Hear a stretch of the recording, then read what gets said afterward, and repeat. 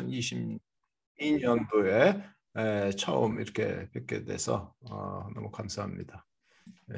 또 어려운 시기에 우리가 저기 전체적으로는 다 대면으로 만나지 못하지만은 이런 또 비대면이라는 기회를 통해서 여러분 또 만나게 되고 이렇게 그 좋은 그림을 나누게 돼서 너무 기다려지는 또 시간이었고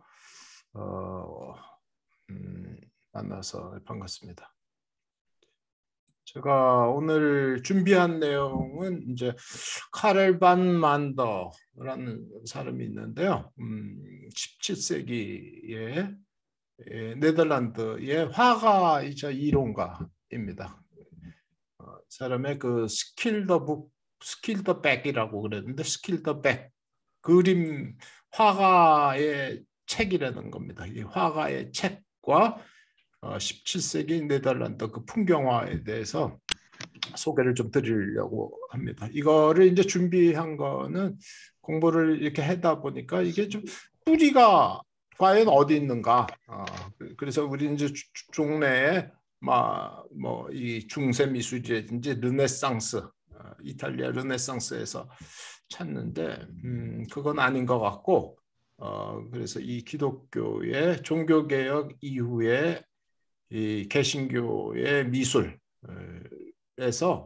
좀 무엇이 있지 않을까 생각을 했고 자료를 찾아보게 되었습니다. 그래서 뭐 17세기에는 네덜란드가 이제 그 공화국이 되면서 개신교의 그 세계관 아래에 문화와 정치와 경제와 이 삶이 이제 영위가 됐다는 걸 우리가 알고 있는데요. 미술은 어땠는가? 그 중에서 이제 풍경화는 어땠는가? 이거를 보려고 합니다. 카렐 반 만더라는 사람은요, 화가이자 이제 이론가고요. 프랑드르에서 1548년 16세기 사람이죠. 라틴 학교와 이 프랑스 학교를 헨트에서 그 수학을 했고요. 베를릭과 그 헤르레알에서 이 도제 수업을 했다고 합니다. 그러니까 아까 이제 화가라고 했지 않습니까? 이런 수업도 했고, 그 다음에 이제 이탈리아를 여행을 하게 됐는데 로마와 그 피렌체 오자가 났네요. 피렌체를 이제 여행을 하게 됩니다. 근데 이 시기에 이제 이태리의 그 르네상스를 접하고 특히 이 바자리의 미술과 열전을 읽고 또 그 당시에 이 이태리 미술을 이렇게 경험을 하고 굉장히 그 감명이 깊었던 것 같습니다. 그것이 계기가 돼갖고 이 북유럽의 미술을 나름대로 한번 더 전개를 하고 좀 이렇게 그 펼쳐보자 그런 그 야심찬 계획을 갖게 됩니다. 귀국 후에는 이제 스페인 탄압으로 하를렘에 정착을 합니다. 이 사람은 그 레노파 개신교의 이 일파죠. 그 제노나이트에 속한 사람이었는데 당시 캐톨릭의 그 스페인 합스부르크 왕가의 통치를 당시에 받고 있었습니다. 그래서 이 개신교도들을 이 탄압을 했는데 그래서 이 사람이 이곳저곳을 이렇게 방황을 하게 됩니다. 이 숨어서 이 피하게 되는데 최후에 그 하를렘에 많이 정착을 됐죠. 하를렘은 이제 베르미어라는 사람이 있었고요. 누가 길드라고 해서 왠지 성경에 그 누가가 이제 그 전설이지만은 뭐 화가였다라는 그 설이 있죠. 그래서 이제 누가 길드에 그 들어가갖고 정식 그 도제로서 수업을 이렇게 받기도 합니다. 그다음에 이 홀치우스 코르넬리츠와 함께 이런 이제 아카데미를 건립합니다. 자연을 따라서 자연을 본받아 연구하는 이거는 굉장히 그 뭐 이탈리아 그 휴머니즘의 논리에 좀 따른 것이라고 볼 수가 있는데요. 그다음에 이제 바자리 미술과 열전을 거기에서 이 강의하고 이 소개를 했다고 합니다. 스킬더백의 이 목차는 이렇습니다.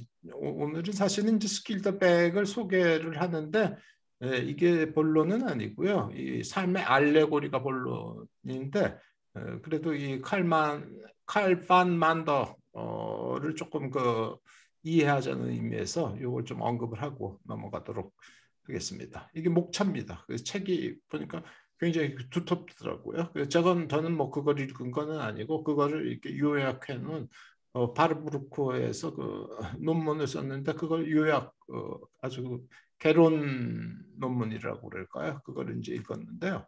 여기 이제 목차가 이렇게 돼 있습니다. 고귀하고 자유스러운 회화 예술의 토대.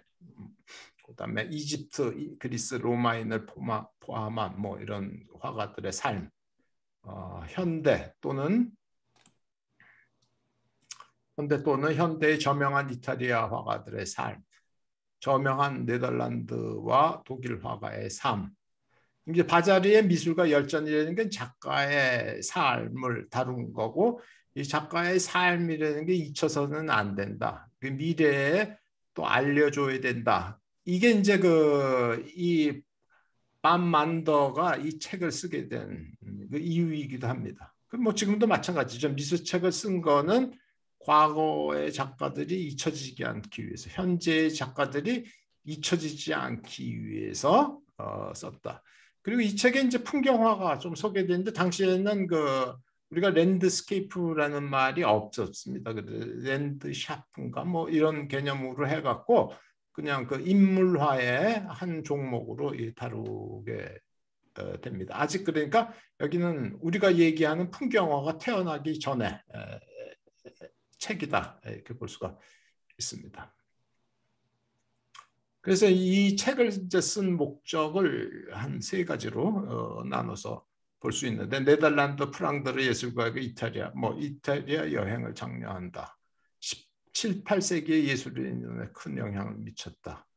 이 네덜란드 미술 연구하는데 이게 이제 중요한 문헌이 되고요. 여기 이제 집필 목적 취지가 나와 있습니다. 예술은 자유롭고 고귀하지만 그것만으로 생계를 유지할 수 없고 이것의 문제는 이거 굉장히 실질적으로 썼어요. 요새는 뭐 어려운 말을 많이 이렇게 해서 하는데 이 과거의 사람들은 단순하고 명료한 것 같아요. 그림 팔아서 살 수 있는데 그거에 문제는 없다. 이런 얘기입니다. 그래서 이 과도하게 예술은 너무 숭고하기 때문에 그거 팔아서 생활해서는 안 된다. 이거하고는 조금 다른 굉장히 현실적인 생각을 하고 있었던 사람이라는 걸 알 수가 있습니다.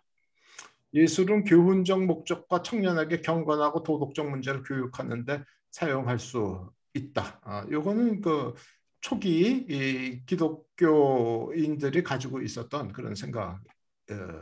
인 것 같습니다. 경건하고 정직한 삶을 증진하도록 하는데 예술이 도움이 될 수가 있다. 이렇게 이제 얘기할 수가 있고요. 여기는 조금 우리가 생각할 여지가 좀 있는 부분인데요. 이렇게 됩니다. 예술은 자연의 산물이다. 이거는 주로 이제 인본주의자들의 이런 생각이죠. 그래서 이 사람은 철저히 어떤 이 개신교적 관점에 있다기보다도 당시에 조금 이렇게 사고가 그런 휴머니스트의 사고와 이 크리스찬의 사고가 같이 맞물려 있습니다. 자연은 하나님의 창조물이다. 첫 번째는 예술은 자연의 산물이다. 예술의 어머니는 자연이다. 뭐 이런 얘기 많이 하지 않습니까? 자연의 모방이다 이렇게 얘기했는데 자연의 이데아로 가는 그게 길목이라고 그래서 그거를 얘기를 한 거죠. 그런데 이제 다음번에는 이렇게 얘기합니다. 자연은 하나님의 자연을 창조하신 분은 하나님이시다. 신적 창조를 통해 화가들은 그들의 달란트, 우리의 달란트는 우리가 잘나서가 아니라 하나님이 이 세상에 공평하게 이 분배를 해주셨기 때문에 우리가 그것을 선물로 받은 것이다. 사실 이제 이게 조금 이런 생각이 좀 있어야 될 것 같아요. 이게 왜냐면은 이게 뮤지의 산물이다. 나는 이게 원래 타고난 게 굉장하다. 이렇게 하면은 이제 이게 말이죠. 점점 더 이런 선물로서의 예술, 하나님이 주셨다. 이런 것서부터 멀어지게 된 이유가 되죠. 여기서 중요한 말을 합니다. 하나님께 선물 받은 것에 감사하고 그분이 주신 것을 빼앗아 갈 수도 있다. 빼앗아 갈 수도 있다. 왜냐하면 하나님이 주신 것이기 때문에 그 소유주가 하나님이세요. 그러니까 우리가 이제 청지기 뭐 얘기를 했는데 그게 맞는 것 같아요. 청지기는 청지기로서 직분을 다하는 게 좋지. 예, 이거를 이제 내가 원래 갖고 태어났으니까 이건 뭐 완전 내 거야. 이거는 이제 조금 이렇게 격길로 가는데 이게 그 걸림돌이 되지 않겠는가 이런 생각을 해봅니다. 화가가 신과 모든 사람들과의 자비와 우정을 받기 위해서는 친절하고 예의 바르게 살아야 하고 정직하고 겸손한 삶을 살아야 한다. 이분의 얘기는 좀 이렇게 굉장히 도덕적인데 맞춰져 있습니다. 그래서 도덕, 미덕, 악이라는 이 파트가 있는데 좋은 예는 좋은 사례는 어떠냐면 성실하고 아주 그 인내심을 갖춰야 되고 덕행과 도덕을 충실해야 된다. 이제 화가의 이 책의 전체적인 목적은 이제 청년들에게 미술을 교육하는 겁니다. 그리고 앞으로 미술이 될 사람들한테는 이래야 된다는 것을 이제 알려준 겁니다. 경건하고 순결한 장면을 모티프로 소재로 그릴 것을 이렇게 권장을 합니다. 이런 화가들이 있었는데 빌렘 케이라는가 요하임 파르티어 이 사람은 그 유명한 풍경 화가죠. 네덜란드예요. 그다음에 이제 나쁜 예를 한번 술 취하기, 다투거나 화내기, 그릇된 행성으로 이런 걸로 달란트를 낭비하거나 하면 안 된다는 겁니다. 당시에도 좀 이런 사람이 있었나 봐요. 자부심과 오만에 가득 차는 세다 그러잖아. 아마 자부심이 이제 다들 이제 갖고 있는 거죠. 있는데 이제 자부심과 오만 이거는 이제 선물을 받은 사람의 또 그 예술적 달란트에 그 소임을 가진 사람으로서의 자세는 아니다. 이런 얘기입니다. 미술로 부를 창출할 수 있지만 그것은 긍정적이나 탐욕을 갖진 말자. 요게 이제 방점을 가지고 있는 겁니다. 탐욕을 너무 이렇게 우리가 함으로써 그거를 작품을 팔고 또 이런 거를 생계 유지하는 거는 감사한 일이지만은 그 이상의 욕심을 가져서는 안 되겠다 하는 얘기입니다. 루카스 반 레이든, 프란시스 플로리스 이게 아주 좋은 예로 등장하고 있습니다.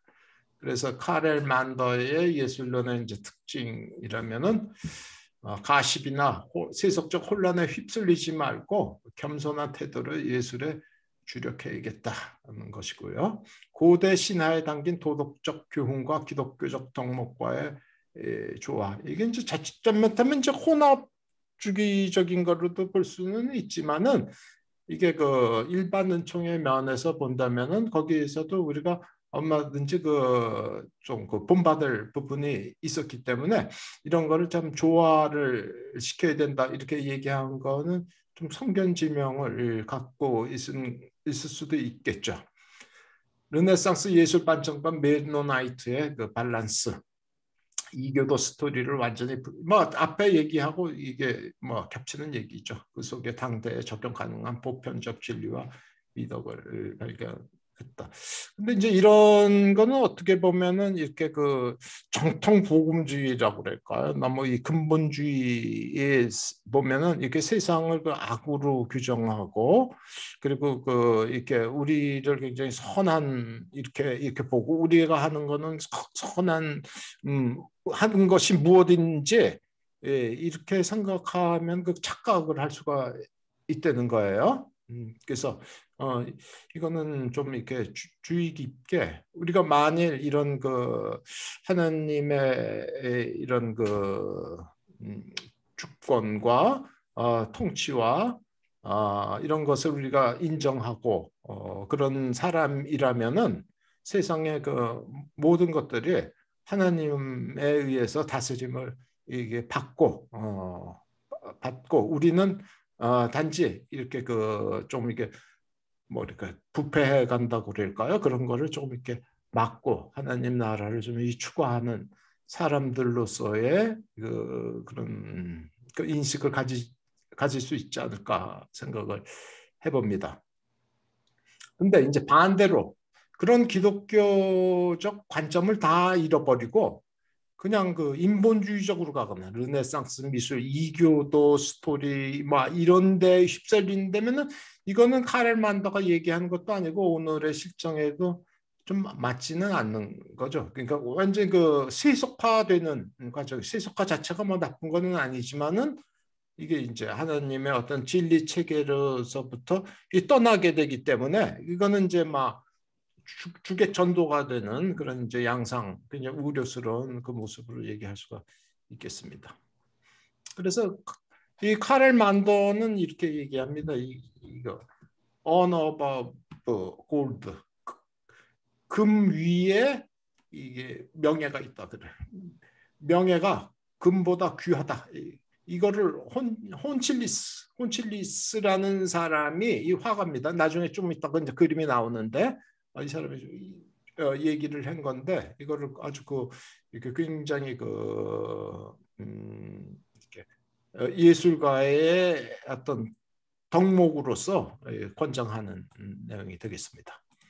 자, 그래서 이제 본격적으로 보려고 그러는 거는 인간 삶에 대한 알레고리. 이게 바로 그 칼만더. 아까 이제 화가 이제 이론가라고 얘기했지 않습니까?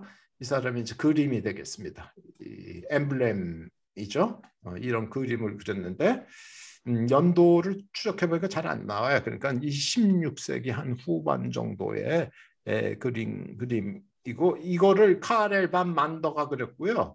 이거를 이제 나중에 야곱 마탐이라는 사람이 이게 그 모작을 해놓은 건데 보통 모작이 아니고 굉장히 아주 섬세하게 이런 그림을 그렸는데 이 그림이 참 중요합니다. 이제 앞으로 얘기할 내용 중에 그러니까 네덜란드 풍경화의 어떤 그 단초를 제공한 청사진과 같은 그림이 바로 이제 이거라고 얘기를 할 수가 있습니다. 여기에 나오는 거는 우리가 전번에 몇 년 전에 이제 바니타스 정무라를 얘기를 했는데 바니타스 정무라에 보니까 그 흐름하고 거의 비슷하더라고요. 그게 풍경으로 나오는 게 달랐을 뿐이라는 거예요. 전체적으로는 이제 존재의 일시성을 얘기를 하고 있고요.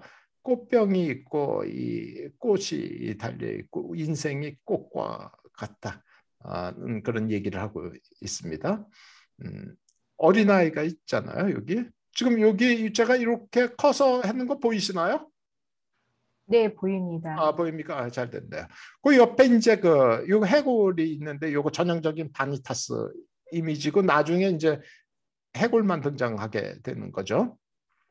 그리고 굉장히 대칭적으로 돼 있어요. 삶과 죽음과 생명과 사망과 기쁨과 절망과 허무와 이 소망과 이렇게 돼 있습니다. 아주 그 나무의 잎이 무성하죠. 얘는 헐벗은 나무예요.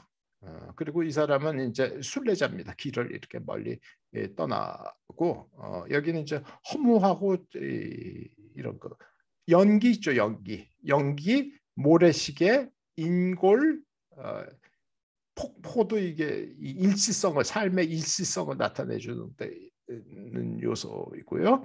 낚시하는 사람도 이게 뭐 낚시해서 이제 즐긴다 뭐 이런 의미도 있지만은 이런 그 일시성 가운데서 그것을 이게 들여다 보는 그런 그 이미지로서 이게 자리를 하고 있고 여기에 30개 이상의 성경 구절이 다 나타나 있다고 그랬는데 라틴어로 써가지고 다 못 찾았고요. 몇 개를 제가 이제 찾았습니다. 전반적인 내용을 보면은 지상적 삶의 일시성, 두 번째 죽음의 불가피성, 세 번째 세속적 즐거움의 포기, 네 번째 영원한 축복의 갈구. 이게 이제 이 작품의 내용이고 작품 제목이 인간 삶의 알레고리를 풍경 형태로 나타낸 것입니다. 그게 이제 모델이 돼서 나중에 이 후대의 그 풍경 화가들이 이것을 하나의 그 전형으로 해서 각기 다르게 해석하는 모습을 볼 수가 있습니다. 화면 중앙에 있는 그러니까 꽃병 안의 내용은 뭐냐면요. 모든 육체는 풀과 같고 그 모든 영광은 풀의 꽃과 같다. 베드로전서에 나오는 말씀이고요. 좌측에 이미지 있죠. 어린아이 밑에 있는데 거기에 그 위에 있는 거 슬레이트라고 그러더라고요. 슬레이트의 이미지는 잎은 자랐다가 떨어지고 꽃은 시들면 물은 말아버린다. 겁니다. 제가 요거는 여기 욥기에 그 내용을 찾지를 못했습니다. 욥기에 나왔다고 이렇게 그 월포드 그리고 또 이거 도상을 해석하는 사람들은 이제 얘기를 옮겼고요. 우측에 이미지 있죠. 우측에 이제 인골의 그 위에 슬레이트는 여기에 연구한 도성은 없으므로 장차 올 것을 찾자. 히브리서의 말씀을 여기가 우리의 집이 아니다. 그렇게 이제 되어 있습니다. 그래서 이 사람이 이제 후대에 끼친 영향은 뭐냐면요. 이런 여러 미술가들에게 그 영향을 이렇게 줬습니다. 다 이제 좀 생소한 사람들이에요. 코르트라는 사람은 아까 인간 삶의 이 알레고리를 이렇게 모작한 사람이 코르트고요. 홀치우스는 아까 금보다는 명예를 이걸 이제 얘기하는 사람. 그 롤랑 사베르라는 사람은 홀치우스의 이렇게 그 선생님으로 알고 있고요. 야곱 루이스달은 이제 제가 오랫동안 이게 좀 쭉 이렇게 한번 살펴보려고 그래요. 사실은 이제 오늘 말씀드릴 내용은 이 야곱 루이스달에 들어가는 첫 번째 시간입니다. 야곱 루이스달의 작품은 과연 어떤 경로로 태어났고 그것이 지향하는 바는 무엇이고 이런 문제를 좀 살피기 위해서 당시의 사람들은 이런 풍경화에 대해서 어떤 시각을 갖고 있었는지 궁금해서 이제 그거를 좀 알아보는 시간이 되겠습니다. 그 폭포의 이미지 현실에서 유동치는 온갖 유형과 유혹을 암시를 하고 있다는 것입니다. 자, 그래서 이제 하나씩 이렇게 보면은요. 이거 시간이 되려는지 모르지만은 좀 요걸 해야겠네요. 이 자연에 대해서 이 사람들이 이 자연을 하나님이 계시하신 이제 두 번째 책으로 여겼고요. 당시에 그 시인들 소개를 조금 한다면은요, 시인들이 본 자연은 진리를 알기 위해서는 먼저 창조에 관한 책을 읽는 법을 배워야 한다. 이 스피허리라는 사람의 얘기고요. 또 이제 카치라는 이 찬양곡을 많이 지은 분이죠. 어디서든 식물이 자라는 곳에서는 위대한 창조주에게 경의를 표할 수 있어야 한다. 곤충학자 수어머담이라는 사람이에요. 여러분은 놀라움으로 가득 찬 경이로움을 발견하게 될 것이고 허다한 것 중에서 하나님의 지혜가 드러나는 것에 놀랄 것이다. 이렇게 얘기했고요. 스피허리라는 사람은 또 자연이 주는 즐거움에 대해서도 얘기했는데 시인입니다. 자연을 대할 때 오감을 통해 인간의 내면을 고양시킬 수 있다. 이렇게 얘기를 했습니다. 특히 이제 아침 산책을 이렇게 얘기를 했는데요. 아침 산책은 아름다운 광경, 모든 감각을 자극하고 가장 생동감 넘치는 덕을 가르치고 감사한 마음에 쉼 없이 감사한 기쁨을 선사하는 자연의 전람회장이다. 그게 뭐냐? 창조의 두 번째 책. 창조의 두 번째 책이라는 게 이제 자연을 일컫는 말입니다. 그래서 또 이제 이렇게 조금 더 여기서 더 나가갔고요.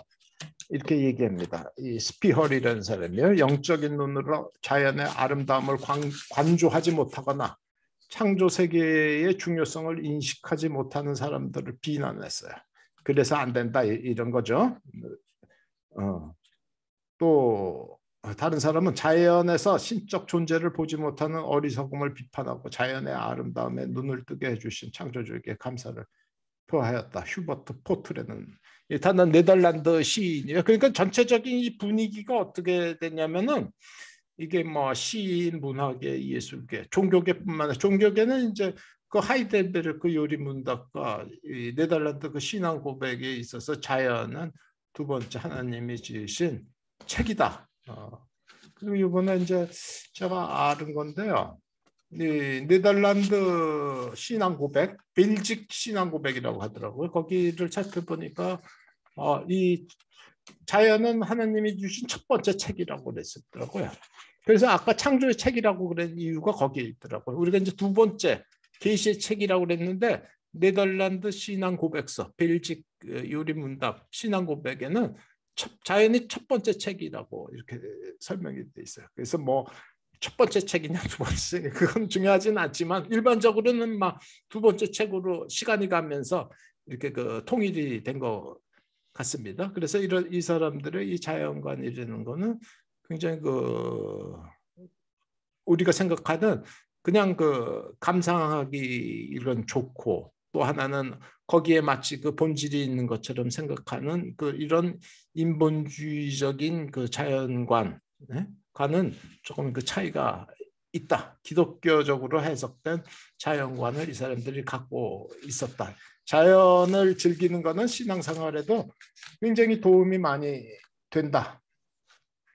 그래서 이렇게 얘기합니다. 이 우주는 우리 눈앞에 있는 가장 훌륭한 책과 같고 그 안에 있는 크고 작은 피조물들은 자연물들이겠죠. 글자와 같아서 그것들은 사도 바울이 말한 대로 하나님의 보이지 않는 속성들인 그분의 영원한 능력과 신성을 우리로 묵상케 한다. 이게 저기 네덜란드 그 신앙 고백에 나와 있는 내용입니다. 제가 지금 그대로 그냥 읽어드린 거예요. 그러니까 이런 거를 서로 공유했다는 거예요. 그러니까 시인들도 공유했고 화가들도 그렇고요. 미술 이론가 뭐 말할 것도 없고요. 학교에서 그렇고 교회에서 그랬다는 거예요. 그래서 이거 참 멋진 일이다. 이게 이제 교회 안에서만 이런 게 얘기가 되는 게 아니라 학교에서도 일어나고요. 우리가 살고 있는 그 문화의 현장에서도 이런 생각을 이렇게 갖게 되고, 그리고 이 사람들은 믿는 사람이든 안 믿는 사람이든 그런 세계관에 동의해서 이런 이제 작품이 나오게 되었다는 것입니다. 그래서 우리가 하나 막 기독교 문화 이런 거를 할 때 이런 거를 조금 좀 염두에 두면 좋지 않을까. 그리고 그런 거를 장치를 마련한다고 그럴까요? 우리가 그 플랫폼이라고 그러죠. 요즘 말로 플랫폼을 좀 마련하는데도 좀 주력해야 되지 않을까. 아트 미션도 그런 좋은 플랫폼이라고 생각을 합니다. 이 앞에 이제 이거 얘기를 안 했는데요. 이제 이것의 이제 얘기는 지롤라노 무치아노라는 사람이고요. 이 등장하는 사람이 오누프리스라는 그 운둔의 그 수행자라고 합니다. 이 그림을 보시면 이제 운둔의 수행자가 이제 하단에 나와 있고요. 이거는 이제 이태리 그림인데 이 네덜란드 사람이 이렇게 그 모작을 한 겁니다. 그래서 여기에 보면 이제 폭포가 등장하고 어떻게 인물의 이런 중요성보다도 자연 경관을 수려하다고 볼 수가 있죠. 근데 이제 이 자연 경관을 이렇게 만든 거는 이 폭포는요. 아까 우리 그 카렐 만더의 여기 폭포가 보이시나요? 이 폭포가 그런 그 삶의 그 일시성 이게 다 일시성하고 여기 연기도 관련이 되어 있는데 요 폭포라는 것이 주는 의미 이게 이제 네덜란드의 여러 화가들에 의해서 공통적으로 이렇게 드러나는 요소입니다. 이런 그림들이 당시에 얀 브루헬 뭐 이런 브리레든 여러 화가들에게 영향을 이렇게 끼쳤고요. 아까 금보다 명예가 중요하다 이렇게 얘기한 사람이 있었죠. 이게 혼칠리우스라는 사람이고요. 이게 폭포가 있는 풍경이다 그랬습니다. 자, 이 도상에서 자꾸 이렇게 이제 반복되는 게 있는데요. 아까 그 만더의 그림을 떠올리시면 아까 낚시하는 사람이 있었다고 그랬죠. 폭포가 등장한다고 그랬죠. 아까 연기도 났었죠. 뭐 그 연기도 났고, 뭐 물레방아는 없었지만 여기 물레방아가 등장하고 폭포가 등장하고 이렇게 농가의 연기, 폭포, 낚시꾼, 물레방아, 바니타스 이미지를 가져다 줍니다. 근데 여기서 이제 우리가 느끼는 거는 앞에 그림처럼 그 오누프리스라는 아까 그 이태리 화가의 그림에는 은둔의 수도자가 있었잖아요. 예, 근데 개신교 국가인 이 네덜란드 공화국에 오면은 이제 인물이 이렇게 바뀌는 겁니다. 굉장히 세속적인 인물로. 근데 여전히 이 그림이 나타내는 거는 한가하게 낚시하는 그런 사람을 얘기를 한 것이 아니라요. 이런 폭포, 그 위험과 유혹과 이 덧없음과 이 바니타스죠. 그것을 하려고 무엇인가 굉장히 열심히 이런 사람. 그래서 이 덧없음과 사라짐을 암시한다. 다가올 역경과 시험을 나타낸다. 그리고 한 걸음 더 나가서 이 존 월포드라는 사람을 보니까 이 죽음의 이미지에 휩싸여 있다 이렇게 분석을 하고 있습니다. 사실적인 이미지를 위해서 알레고리를 거부하면서 홀치우스는 죽음의 형상을 풍경적 이미지로, 풍경적 요소로 대체했고, 이런 과정은 차세대 미술가에게도 적극적으로 받아들여졌습니다.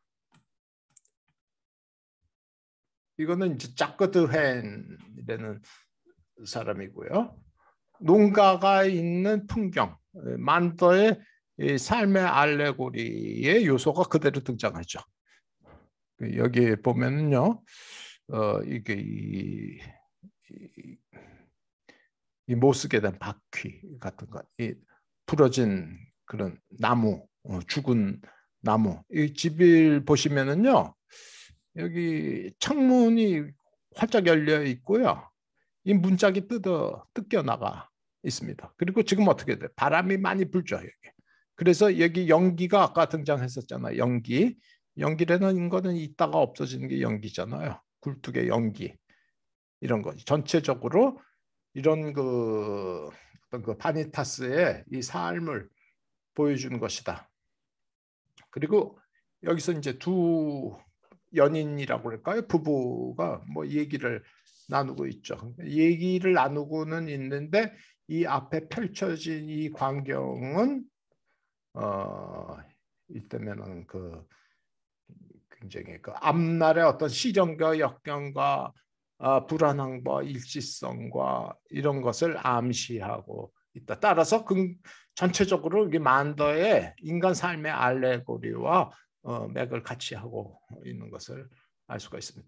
근데 왜 이렇게 자꾸만 할까요? 그러니까 이 얘기가 제가 이제 하면서도 좀 조심스러운 부분이 있어요. 그러면 막 인생은 너무 허무주의적으로 이렇게 보고 그렇게 본다는 것이 그럴 수도 사실 있거든요. 근데 그거는 아니고요. 인간 삶의 연약성을 나타내는 것이죠. 인간 삶의 타락 후의 부패상과 썩어짐과 이런 거를 방점을 두고 있습니다. 그러니까 창조주 하나님의 그 섭리를 봐야 되고, 우리가 하나님께 의존해야 되고, 하나님께 그 말씀을 들어야 되고, 하나님 곁을 떠나서는 안 된다. 하나님에 대한 의존성을 사실 강조를 하고 있는 것이지, 여기에 허무와 절망과 슬픔과 여기에 초점이 맞춰져 있지 않다는 거를, 그러니까 이거는 이제 인간 그 삶의 어떤 그 삶을 보는 그런 어떤 기반이라고 그럴까요? 종교적 철학적 기반이 그런 것 위에서 이제 나온 것이라고 얘기를 할 수가 있겠습니다. 이거는 이 사람은요, 야곱 루이스달의 삼촌이에요. 루가 길드에서 야곱 루이스달 이 그림도 가르쳐주고 그런 삼촌 일가가 보니까는 액자도 하고요. 이게 그 화가도 하고 그림 집안입니다. 이 삼촌의 모래 언덕 위에 농가라는 작품입니다. 드헨의 작품보다 서사적 이야기들이 축약되어 있습니다. 그림 우편에는 한 사람이 강아지 함께 비스듬히 앉아 있고 좌편에는 지팡이를 든 사람이 갈 길을 가고 있습니다. 이 좌편의 사람은 아까 지금 저기 앞에서 살펴본 만더에도 그런 지팡이를 들고 먼 길을 떠나는 순례자가 있지 않습니까? 그러니까 여기에서 안주하는 사람이 있고요. 떠나는 사람이 이 대칭구도로 되어 있습니다. 농가 근처에는 낡은 수레바퀴가 위치해 있고 요거 낡은 수레바퀴는 아주 단골로 등장하는 거죠. 다 허물어져가는 헛간과 울타리, 굴뚝의 연기 등은 전체적으로 삶의 불안정성을 말해줍니다. 억새로 엮은 초가지분과 먹구름이 두려워 있죠. 세찬 바람 등은 삶의 일시성을 강화시켜주는 요인으로 작용한 겁니다. 그러나 이 그림에 어두운 분위기만 있는 것은 아닙니다. 하늘에서 먹구름을 뚫고 내려오는 빗줄기가 오두막과 울타리, 길가, 그리고 우측에 처량하게 앉아있는 인물을 비추며 뚜렷한 콘트라스트를 이루고 있습니다. 빛의 조명이라는 게 이제 중요하죠. 어떤 사람은 이제 빛의 조명을 이때 막 그 과학 기술이 발견이 돼 갖고서는 그런 어떤 그 과학 자연과학에 어떤 그 도취돼서 이런 것을 그렸다 이렇게 얘기한 사람도 있더라고요. 근데 그렇지는 않고 이게 이제 하늘의 어떤 신적 조명으로서 그 은혜를 상징하는 그 빛으로서 이렇게 빛과 그림자의 관계가 이렇게 나누어져 있다고 볼 수가 있겠습니다. 얀반호연의 그림입니다. 이 사람은 이제 당시 카톨릭 작가인데 로크마커가 가장 개신교적인 화가다 이렇게 얘기한 사람입니다.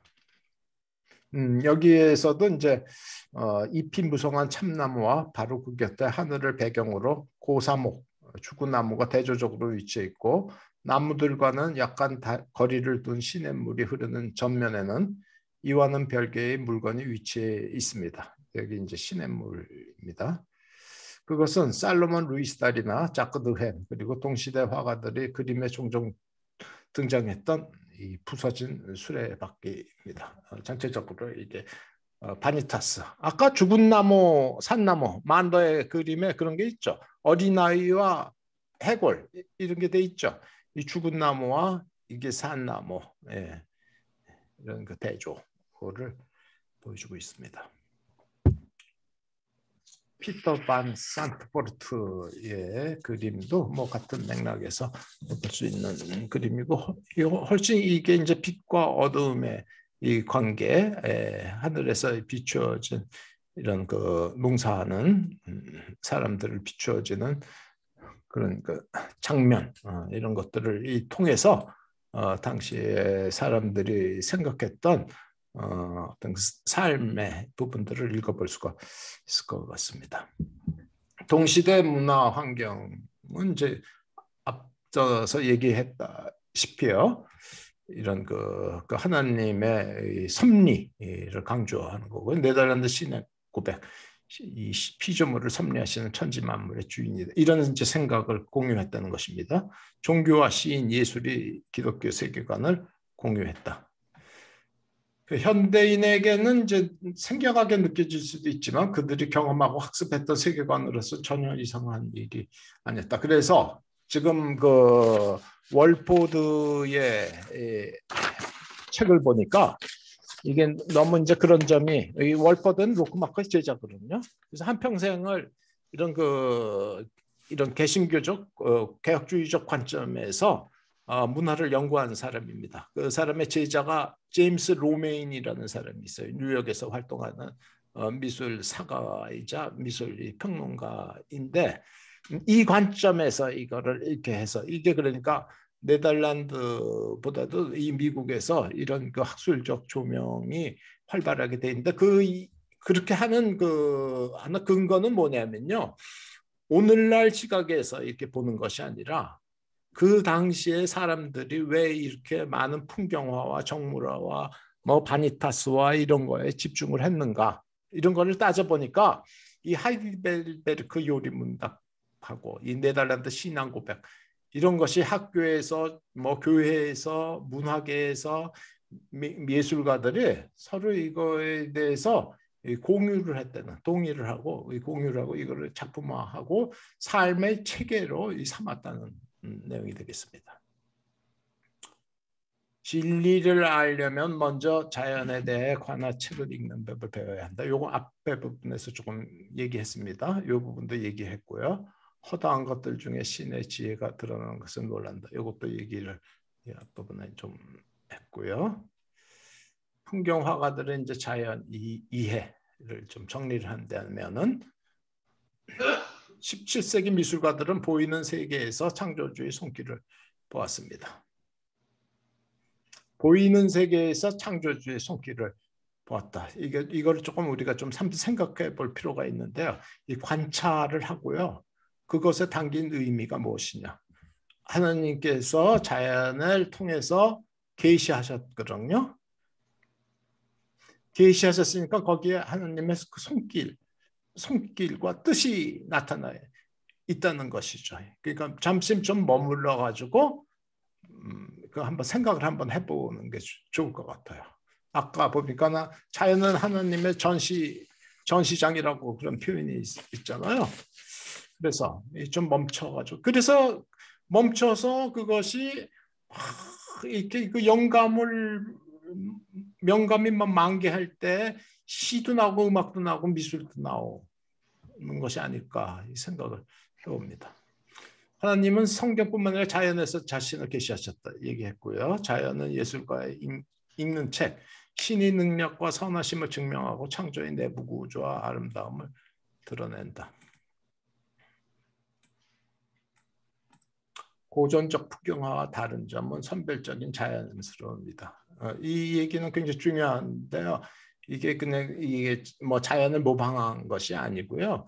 이게 다 꾸며진 거예요. 이렇게 보면은. 이제 꾸며진다라는 게 이게 이제 연출된 거예요. 왜냐하면 그 수레바퀴도 장정 등장하죠. 뭐 낚시꾼도 등장하죠. 그다음에 또 뭐가 있나요? 울타리도 등장하죠. 무슨 깨진 창문도 등장하죠. 쓰러져 가는 그 농가도 등장하죠. 그 굴뚝에서 연기가 나는데 곱게 나는 게 아니라 막 세찬 바람에 휩쓸려 가는데 그런 거를 이게 꼴라지 하듯이 이렇게 했다는 것입니다.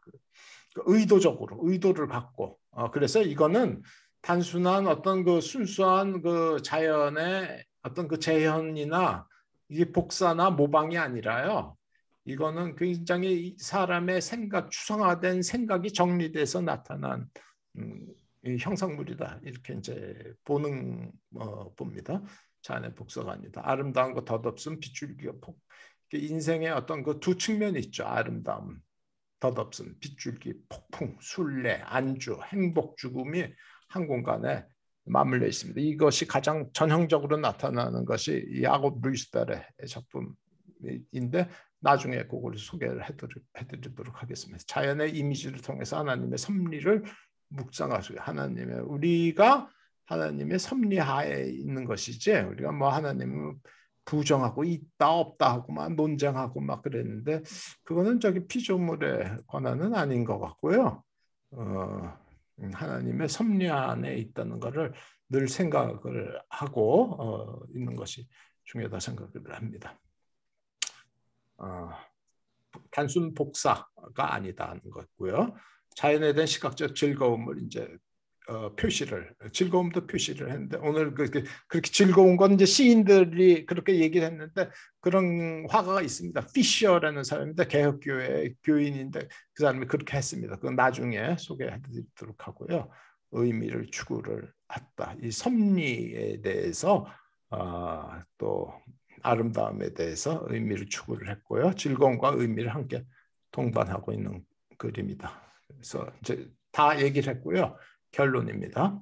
칼만더의 인간 삶의 알레고리는 후대의 풍경 해석에 큰 영향을 주었습니다. 여러 화가들을 통해서 이런 것들이 이 내용들이 전수가 되는 것을 우리가 봤습니다.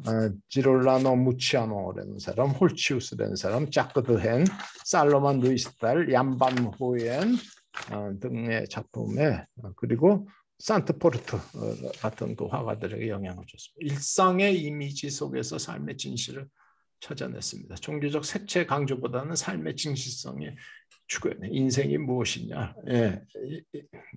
교회를 그리고 과거에 이제 그런 게 많이 이 종교적 이 이미지에 의존을 했다기보다는 이제 삶의 그 실제를 찾아가는 것을 성경을 통해서 자연을 통해서 경유해서 가봤다 이렇게 얘기할 수 있고요. 야곱 루이스달의 풍경화로 이런 것들이 이제 심화됩니다. 바니타스를 통해서 인간 존재가 창조주의 섭리로 다스림을 받는 존재임을 나타냅니다. 그러니까 바니타스가 이제 많이 강조가 되는데 이 허무를 강조하는 게 아니라 그 욥기나 이런 그 구약의 그 말씀처럼 또 베드로전서나 있는 것처럼 그 피조물의 피조물됨, 피조됨이라고 그러더라고요. 그거를 피조됨. 피조됨을 알려주는 것이죠. 그러니까 인생의 어떤 그 회한과 절망과 뭐 이런 거 암담함에 주목한 것이 아니라 피조물됨을 나타낸 것이라고 볼 수가 있을 것 같습니다. 제가 제일 많이 본 책은 이 책입니다. 야곱 반 루이스달과 포세션 오브 랜드스케이프 아주 그 좋은 책이고요. 그래서 제 얘기는 이것까지 여기로 하도록 하겠습니다. 경청해 주신 여러분께 감사드립니다. 감사합니다.